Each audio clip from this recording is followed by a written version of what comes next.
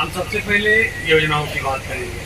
ये देखिए जागरूकता शब्द लिखा है, कोई उठ के जा रहा था, हम कहें उनको जाने न दो, जिसमें हमें मिलना चाहिए नहीं मिल रहा। ऐसे होंगे जिनको लगता है कोई जो सवारी होगी गिर का है और जर्सी का है। अच्छा, तो हमको कहाँ से वो सीमेंट मिलेगा? दूसरी चीज़ मेरे गाय के साथ समस्या है, थनैली की वजह से एक बाट खराब हो गई है, तो उसके लिए क्या किया जा सकता है? आपसे मैं उससे सलाह। देखिए, अगर आप जैसे हमारा जर्सी है, हॉल्स्टीन फ्रीजियन वगैरह, ब्राउन स्विस है, इनके संकर नस्ल की गाय है। इसमें हमारे पास देख लिया कि छोटा जानवर गांव-गांव घूम रहे हैं, तो इनका सीमेंट कलेक्शन तो आसान है। जो भी हमारे पास फार्म विभाग के लखनऊ सेंटर्स है या और जगहों पर जहाँ की प्रजन फार्म है, वहाँ से सीमेंट तो, या गुजरात से भी आता है सीमेंट, तो ट्रांसपोर्ट भी हो जाता है, तो वहाँ से सीमेंट जिसका उपलब्ध हो रहा है। पहले तो जनरली ये जो हमारे संकर नस्ल की गाय है, इन्हीं का सीमेंट में काम हो रहा था, लेकिन जब से इसमें समस्याएं आना शुरू हो गई कि एक बच्चे से दूसरे बच्चे का जन्म देने में 2-2 साल, 2.5 साल लग जा रहा था, या पहला कामिंग मतलब कि पहला बच्चा जल्दी हो गया तो फिर गैप हो रहा था, जल्दी समय से गर्भधारण नहीं कर पा रही है, तो इस तरह की समस्याओं से फिर हम लोगों ने प्रमोट करना शुरू किया है कि साहब अपने यहाँ भी जो होती है ना 3 नस्लें, एक तो दुधारू नस्ल कहते हैं जिसमें कि दूध ज्यादा पैदा करती है, और एक गाय नस्ल ऐसी है जिसकी पैदा करती है। उसमें हमारे पास गंगातीरी नस्ल है, जो कि देसी गाय अपनी कहते हैं, जो देसी होती थी अपने यहाँ, वो गंगातीरी नाम से जानी जाती है, क्योंकि मुश्किल से 3 या 4 लीटर दूध, बहुत अच्छी हुई तब 3-4 लीटर दूध देती थी। तो ये हुआ कि भाई लोग जर्सी की तरफ क्यों भागे? जनसंख्या बहुत ज्यादा थी, इतनी जनसंख्या के लिए दूध का पैदा करना बहुत ज्यादा जरूरी था। हमारा कि देसी कितनी हम पालेंगे कि जो है दूध पैदा कर पावे। तो ये हुआ कि क्रॉस ब्रीडिंग प्रोग्राम शुरू हुआ। अभी तो हम लोग इतना कार्यक्रम कर रहे हैं, तो भी मैंने बताया कि 350 ml प्रति बेटी दूध उपलब्ध है, जो कि संकर नस्ल की गायों का बड़ा योगदान है। 15 लीटर, 12 लीटर, 14 लीटर, 13 लीटर दूध देती है। एक तो हम लोग उनको खान पान नहीं दे पा रहे हैं, इससे हम उनसे जितना उनका दूध उत्पादन की क्षमता है वो हम नहीं लेते हैं। तो ये हुआ, पर जब इसमें हम बाजपन की समस्या ज्यादा आने लगी या बीमारियां ज्यादा आने लगी, तो इसको हम लोग क्या किए कि यार ये सूट नहीं करते, तो अब जो है हम लोग इसमें लाल सिंधी साहिवाल जो नस्ल है, गिर नस्ल है, इसको हम लोगों ने प्रमोट करना शुरू। पावनी पयरिया, अरे पड़ी गई पावनी पयरिया, हाई रे सावरिया, पड़ी गई पावनी पयरिया, नजरिया, अरे फिर गई राऊ नजरिया, हाई रे सावरिया, फिर गई राऊ नजरिया, हाई रे सावरिया।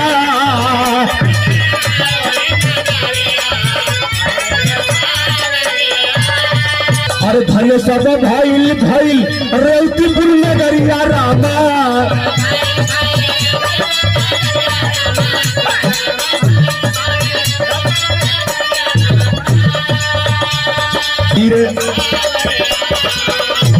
खाया समनवा रामा,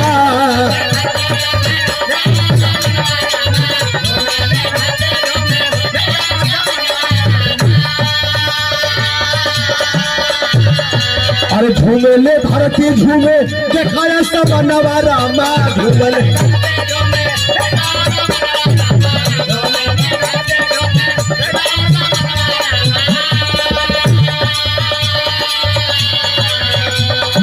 अरे पड़ी गई पावनी पयरिया, अरे पड़ी गई पावनी पयरिया, हाई रे सावरिया।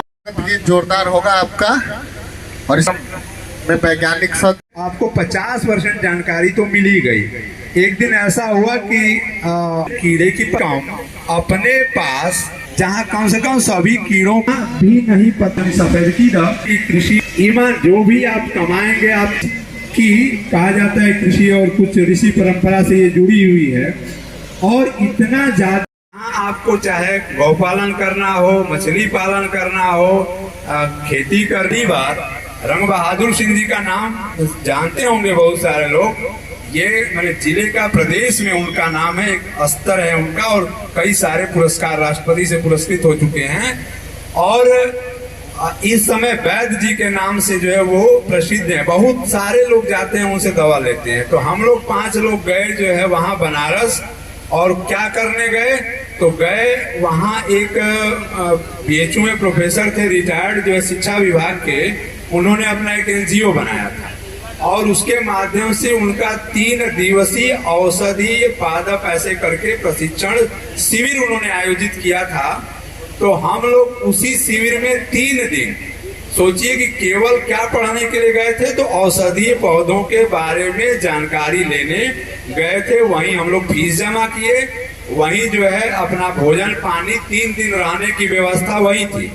उसके जो मुख्य वो थे राजा राम त्रिपाठी, जो बताए कि पिछले जो है हमको लगता है कि दैनिक जागरण में ही पिछली साल निकला था दिसंबर में, और यूट्यूब पर तो उनका है, आप जानेंगे कि राजा राम त्रिपाठी औषधि वाले, तो आपको मिल जाएगा। वो छतरपुर के फ्रांस से हेलीकॉप्टर जो है खरीद के लाए हैं। वो था उनका कि वो जितने औषधि पौधे हैं वो वहाँ के जो जनजाति लोग हैं उनसे कई 100 एकड़ में जो है करवाते हैं, और वो खरीद करके विदेशों में सप्लाई। वो जो है उस समय अपना एक नौकरी था, वो बैंक में मैनेजर थे SBI में, वो छोड़ ओढ़ के जो है नौकरी आए थे और केवल औषधीय पौधों के बारे में ही बता रहे थे। हम ये जिक्र आपको बस इसलिए कर रहे हैं कि कृषि जो है वो अभी आप सर्वे करिए, देवतीपुर गांव एक छोटे से गांव का लेकर के सर्वे करिए, आपको मिलेगा कि किसान जो है वही किसान 1 बीघे से 1 लाख रुपया कमा रहा है, कोई किसान जो है उसी 1 बीघे से 50,000 कमा रहा है, कोई 25,000 कमा रहा है, और किसी का घाटा हो रहा है। तो जो सबसे बड़ा प्रश्न है, वो सबसे बड़ा प्रश्न ये आके खड़ा हुआ है कि आखिर ऐसा होता क्यों। कुछ लोग, चूंकि इसमें ज्यादा संख्या ऐसे ही लोगों की है जिनके पास कोई डिग्री नहीं है, लेकिन बड़ा मजेदार विषय ये है कि डिग्री कोई नहीं है लेकिन करोड़ों पाता है। ये भी इसमें है, आपको ऐसे ऐसे किसान मिल जाएंगे, डिग्री नहीं है लेकिन अच्छा खासा पैसे। अभी हमको परसों नरसों एक किसान का डाटा, हम डाटा लेते रहते हैं किसानों का, क्योंकि हमको मजा किसानी में आती है डाटा देने के लिए, क्योंकि वो भेड़ चाल जैसे अभी बैठेंगे बतियाएंगे तो 100 के 100 लोग जो बैठेंगे किसान कहेंगे सब कहीं घटे हो गया। और इसका उदाहरण हमारे एक प्रधान जी थे जो चीजन राय प्रधान यहाँ के बहुत साल रहे, उनके मुंह से आज तक जिंदगी में हमने कभी सुना ही नहीं है कि खेती में फायदा होला, खेती में खाली घटे होला। तो ये सुनते सुनते जैसे बात अगर डाटा लेके नहीं करेंगे तो आपको हमेशा ही लगेगा कि ये घाटा ही घाटा है।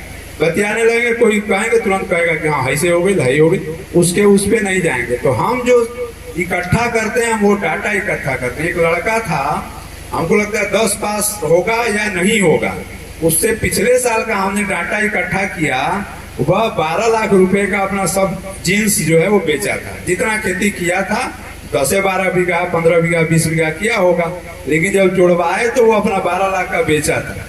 हम कहे कि 6 खर्चा मान दो, 6 बचा 50,000 रुपया जो इसकी तनख्वाह है, कुछ नहीं पड़ा है, कौन सी नौकरी देगी, कौन सा जो है ऐसा वो कारपोरेट सेक्टर है जो कि 50,000 रुपया तनख्वाह आपको दे देगा। उसी तरह से पशुपालन भी है। तो कहने का मतलब ये है कि हम ये आंकड़ों के साथ अगर हम बैठते हैं, आंकड़ों के साथ अगर हम बात करते हैं। एक घटना बता दें, हमको जो है एक राज्यपाल महोदया से एक पुरस्कार मिला था, वो नरेंद्र कृषि विश्वविद्यालय और यहाँ के कृषि विज्ञान केंद्र की तरफ से जो है हम गए थे, वहां तो बात करने का मौका नहीं था, लेकिन ये लगा कि राज्यपाल महोदय आज 70-75 वर्ष की उम्र में इतनी एक्टिव थी कि लगा कि भाई यह महिला एक प्रयोग की थी, क्योंकि उस प्रयोग में ही हम लोग वहां पहुंचे थे। एक शांत समारोह में किसी किसान को बुलाने का कोई मतलब नहीं रहता है, लेकिन वो उन्होंने उस घटना को बताया कि हमने जो है वो जो वाइस चांसलर हैं उनको राजभवन में बुलाया और ये कहा कि दीक्षांत समारोह में अपना कुछ नया करिए। तो उन्होंने कहा कि अरे मैडम नया क्या होता है, वो जो UGC और CSIR से जो प्रोग्राम आता है उसी के अधीन हम लोगों को करना पड़ता है, बजट कहाँ है। तो उन्होंने कहा नहीं कुछ नया सोचिए।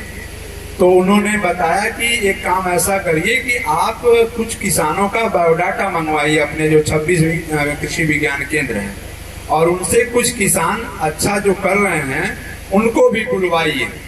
तो वो डाटा मंगाकर उन्होंने बुलवाया। उसमें हम गए थे, हमारा जिक्र बस यहाँ इसलिए है कि उन्होंने बस पूछा कि क्या करते हैं। हमने कहा कि हम लोग खेती जो करते हैं, जिस तरह से इस इंस्टीट्यूट से निकल करके जो गोल्ड मेडल पाया है, कंपनियां आती हैं और उसको पैकेज पे ले जाती हैं और उसको पैकेज देती हैं। पैकेज जो है 10 लाख, 20 लाख, 15 लाख, 25 लाख से शुरू होता है और करोड़ों तक जाता है। एमसॉम्स के जो लड़के वो मैनेजमेंट के वो करोड़ों तक जाते हैं, IIT के लड़के करोड़ों में जाते हैं। तो हम लोग जो खेती करते हैं यहाँ, पहले तो बहुत सारे युवाओं का ग्रुप है जो पढ़े लिखे हैं और वो खेती करते हैं। दूसरा चीज कि वो अपना पैकेज बनाते हैं कि हमको इस साल खेती से 1 लाख कमाना है कि 2 लाख कमाना है कि 3 लाख कमाना है कि 10 लाख कमाना है कि 12 लाख कमाना है। अपना पहले पैकेज तय करते हैं, फिर उसके बाद ये सोचते हैं कि हमको कौन सी फसल लगानी है, फिर उसके बाद पढ़ते हैं कि उस फसल का उत्पादन कितना होता है, फिर 5 साल का डाटा देखते हैं कि उसका एवरेज रेट क्या होता है। लोग क्या करेंगे, आलू लगा देंगे, आलू उस साल फेंका जाएगी, उसी से डाटा निकाल देंगे, मान लेंगे कि आलू तो फेंकेबे करे, आलू का खेती करे ही लायक नहीं के, तो ले अगला साल टमाटर बोइयन पर टमाटर फेंका दी, अगला साल मिर्चा में वो 3 साल कह के भाग दिए। अभी एक छोटी सी घटना बता दे, एक लड़का आया है बगल में ही हमारे, वो खेती ही करने के लिए आया, 18,000 की नौकरी छोड़ के किया तो अच्छा है। अब हुआ क्या है कि जहाँ वो खेती कर रहा है वहाँ बंदर आ गए हैं। हमको वहाँ 25 साल खेती करते हुआ है, लेकिन आज तक बंदर नहीं आए थे और वहाँ बंदर आ गए। और कल ही से वो बेचारा देख रहे हैं, इतना परेशान है कि इधर जा रहा है तो उधर जो है मटर फूल जाके खा ले रहे हैं, इधर जा रहा है तो उधर खा ले रहे हैं। ये सब समस्याएं आती हैं। हम बस जिक्र ये इसलिए इन सारी बातों का समग्र रूप से कर रहे हैं कि ये कुछ चीजें ऐसी आती हैं जो मार्केट का होता है, जानवरों का होता है, ये सब चीजें प्राकृतिक आपदाएं होती हैं। इन 4, 5, 6 चीजों को ध्यान में रख करके, उन पर बहस करके, उन पर बात करके तब जो है इसको करना होता है। ऐसा नहीं कि जो है बस हो गया राजा राम त्रिपाठी इतने हैं तो ऐसा कुछ नहीं होता है, ये कोई जादू वो नहीं है। तो चूंकि कठिनाई ये है कि अब सोचिए कुछ चीजें जो है वो अभी देखिए इस कार्यक्रम में जो हम लोग आए हुए हैं, ये काम सरकार का है। गोष्ठी कहिए तो हम थोड़ी ना कराएंगे गोष्ठी का काम है सरकार का कराना। पहले जब धर्म सत्ता जब प्रधान थी, धर्म सत्ता का मतलब धर्म के अगल बगल ही सारी चीजें चलती थी। वो अपने धर्म के धर्माधिकारी जो लोग होते थे, जैसे कुंभ जो बनाया जाता है, आप बोलिए। तो कुंभ जो लगता है, कुंभ के पीछे जो मुख्य उद्देश्य यही होता है कि 10 साल की जो साधनाएं किए हुए होते हैं लोग, वो जाकर के अपनी ज्ञान को जो है वो दूसरों को, आम लोगों के लिए वो दरवाजा खोल देते हैं, जिससे जाके वहां जो है ज्ञान अर्जन हो सके। उसी तरह से सरकारों का काम है कि इस तरह की गोष्ठियों के माध्यम से वो ये हम लोगों के दीदी साहब हम लोगों के बीच उपस्थित हैं। तो इससे महंगा है। देखिए गेहूं धान है, सस्ता है। जो आम का सीजन आता है तो आम भी धीरे धीरे महंगा हो रहा है, क्योंकि आपकी भाई हम लोग कुछ अलग हट की खेती क्यों नहीं कर रहे हैं। तो हमारे किसान इसमें जो बैठे हुए हैं, जिनके पास बगीचा जैसे खेत ज्यादा है, तो भाई हम तो चाहेंगे कि बगीचा में अमरूद लगाइए। लखनऊ 49 सफेदा है, लखनऊ 49 है, और आपका लालिमा है, एक सेविया कलर है, एप्पल है जो कि सेब कलर का होता है। तो अगर हम इसको लगाएंगे तो हमारी आय बहुत अच्छी हो जाएगी। तो एक उदाहरण दिया मैंने कि हम चाह रहे हैं कि जैसे अगर हम लोग के पास 4 बीघा खेत है, तो हम चाहते हैं कि हम इसको विविधीकरण को अपनाएं। जैसे 1 बीघा में सब्जी की खेती अपना लें, सब्जी की खेती करें। 1 बीघा परमानेंट हम बगीचा लगा लें। बगीचों में भी अब कई तकनीकी आ गई। अमरूद को आम के साथ भी लगा सकते हैं। हार्टी एग्री पास्चर हो गया है, हार्टी एग्रीकल्चर हो गया है, एग्रो फॉरेस्ट्री। तो फॉरेस्ट्री तो हम लोग नहीं कर सकते क्योंकि भाई यहाँ पर हम लोग के उसमें नहीं है, पर एग्री हार्टिकल्चर हो सकता है, जिसमें कि हम लोग एक साथ जो है कम, जैसे पपीता, जैसे माना कि हम, जैसे आपको उदाहरण दे रहे हैं कि जैसे हम अमरूद का बगीचा लगा लिए, तो जब अमरूद का हम बगीचा लगाएंगे तो जो पौधों के बीच की दूरी होती है उसमें काफ़ी जगह होती है, उसमें सब्जी की खेती करें या बीच में हम पपीता भी 40-50 रुपए किलो से कम नहीं बिक रहा, तो हम इंटर क्रॉपिंग के रूप में पपीता लगा लें। जब अमरूद धीरे धीरे बढ़ के अपना आकार पकड़ लेगा तब हम धीरे धीरे, तब तक हम पपीता की 2-3 फसल ले चुके हो।